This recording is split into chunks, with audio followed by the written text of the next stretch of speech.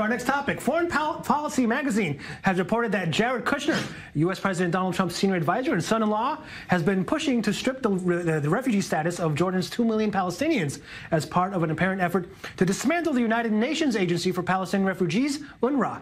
In internal emails written earlier this year, Kushner said, "It is important to have an honest and sincere effort to disrupt UNWRA.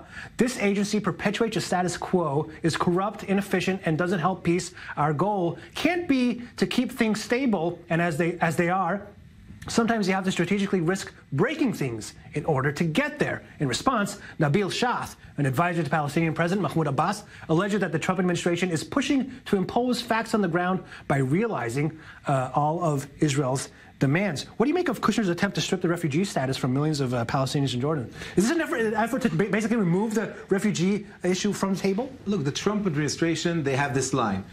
First, the president says, you know, once I moved the embassy to Jerusalem, Jerusalem is out of the table. Off the table, we're not talking about Jerusalem anymore. Yeah. Now, refugees. It doesn't work like that. Look, the discussion about the UNRWA as a unique agency just for Palestinian refugees, I can have the philosophical debate about that, and I might agree with Kushner. But look, UNRWA is supporting hundreds of thousands of refugees, poor people in Gaza, in Syria, in Lebanon, in Jordan. Yeah. To do what he's doing, to play with the lives of so many people.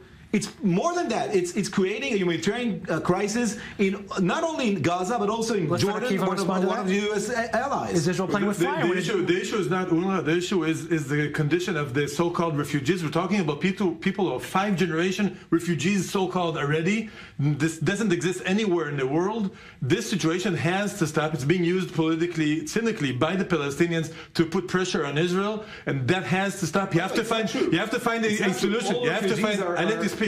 I'm polite. I'm a polite right-winger. But we have to find a solution to help the lives of those people, but not to maintain the refugee status. Okay. One other thing that he said in those emails was that our goal can't be to keep things stable and as they are. Sometimes you have to strategically risk breaking things in order to get there. You think this could mean that their peace plan could be very different from what we've seen previous administrations try?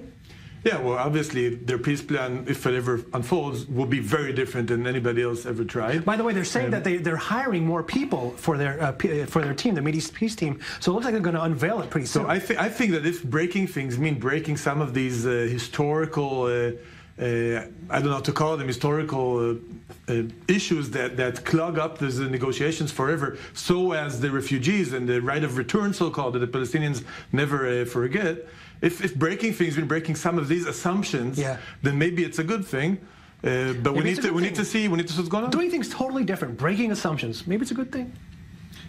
If you look, I'm Israeli, and as I see the Israeli national interest, we need to come to an agreement that would create a Palestinian state on the basis of the 67 borders in order to save Israel as.